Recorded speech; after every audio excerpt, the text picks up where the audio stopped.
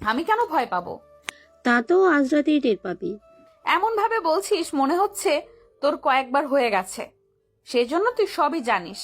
আচ্ছা, তোমরা নিজেদের মধ্যে ঝগড়া বন্ধ করো, এবার ওদের একা থাকতে দাও। এরপর বাকি সবাই তো চলে যায়। রাতে আমাদের মধ্যে অনেক কথা হয়। কি কথা হয়েছে তা আপনারা এর পরে জানতে পারবেন।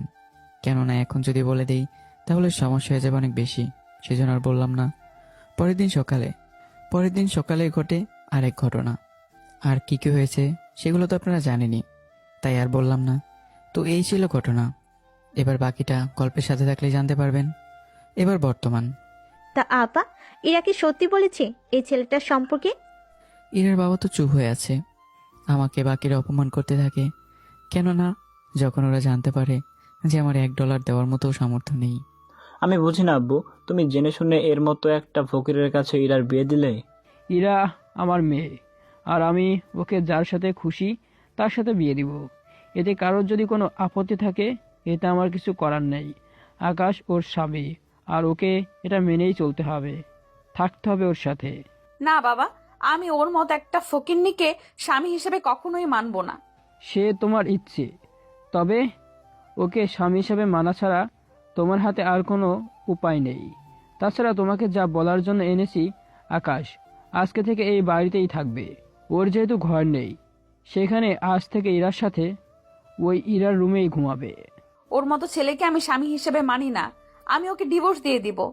এটাই ভালো হবে, তুই ওকে ছেড়ে দে। ঠিক আছে আম্মু, ওর মতো ফকির যদি এবারে জামাই হয় তাহলে আমাদের মান সম্মান সব তো নষ্ট হয়ে যাবে।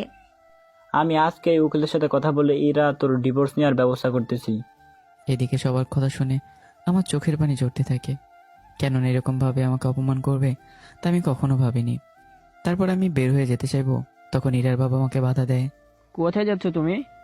আপনার কি মনে হয় এত অপমান সহ্য করার পরেও আমার এখানে থাকা উচিত? তুমি কোথাও যাবে না, এইখানে এই বাসায় থাকবে। এতগুলো মানুষের অপমান সহ্য করে কি করে থাকতে পারবো? দেখো, যাই হয়ে যাক, তোমাকে এইখানেই থাকতে হবে। কোন অধিকারে থাকবে? ইরা তো ওই ছেলেকে স্বামী হিসেবে কখনোই মেনে নেবে না। যদি ইরা ওকে স্বামী হিসেবে মেনে না নেয় তাহলে আমি ইরাকে আমার সব সম্পত্তি থেকে বঞ্চিত করব, কয়েকটা শর্তের বিনিময়ে। এমন কথা শুনে বাড়ির সবাই চমকে ওঠে। তুমি আবার কি শর্ত দিবে? হ্যাঁ আব্বু, এখানে আবার কি শর্ত থাকবে? বাবা বলেন কি সেই শর্ত? শর্ত হলো ইরাকে আমি ততদিন পর্যন্ত সম্পত্তি থেকে বঞ্চিত করব যতদিন পর্যন্ত ইরা আর আকাশের কোনো সন্তান না আসবে পৃথিবীতে, ততদিন পর্যন্ত।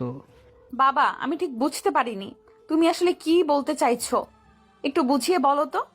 আমি একটা উইল করেছি যেখানে আমি লিখেছি যতদিন পর্যন্ত তুই মা না হবি ততদিন পর্যন্ত আমার কোনো সম্পত্তি তুই কোনো ভাগ পাবি না। এই আর নতুন কি?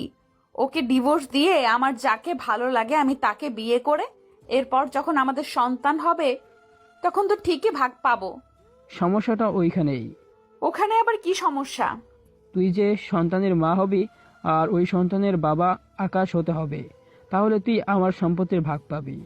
এর বাইরে তুই ততদিন আমার ডলার ইউজ করতে পারছিস, এতদিন যেভাবে ইউজ করেছিস সামনেও সেভাবে ইউজ করতে পারবি।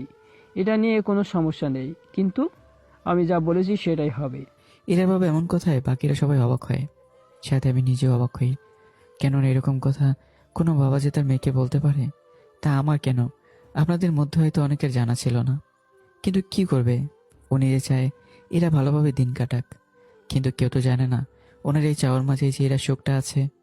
এদিকে এরা তো রেগে একদম একাকার। তুমি তাহলে তোমার সিদ্ধান্তে থাকবে, তাই তো? হ্যাঁ, আমি যা বলেছি তাই হবে। তাহলে তোমরাও আমার একটা কথা শুনে রাখো। কি কথা বলো? হ্যাঁ বলো, তোমার কি কথা? ভাইয়া, ওই ছোট লোকটাকে বল আমার কাবিনের টাকা এক্ষুনি দিয়ে দিতে। আমি এতগুলো ডলার এখন পাবো কি করে? সে যেখান থেকে পারিস নিয়ে আয়, তবে একটা কথা, কি কথা আবার তোর? ওই ছেলেকে যে ডলার নিজে উপার্জন করে দেখাতে হবে, কোনোভাবেই কারোর থেকে সাহায্য নিতে পারবে না। আর যেদিন ও সব ডলার পরিশোধ করতে পারবে সেদিন আমি ওকে স্বামী হিসেবে মেনে নেব, এর আগে নয়। কি বলো আকাশ? তাহলে কাল থেকে তুমি আমার অফিসে বসে যাও, আমি তোমাকে $15,000 দিব বেতন। তাহলে 4-5 মাসে তুমি ইরার দেনমোহর পরিশোধ করে দিতে পারবে। বাবা, আমি ওকে বলেছি সম্পূর্ণ নিজের যোগ্যতায় ওকে ডলার উপার্জন করার জন্য।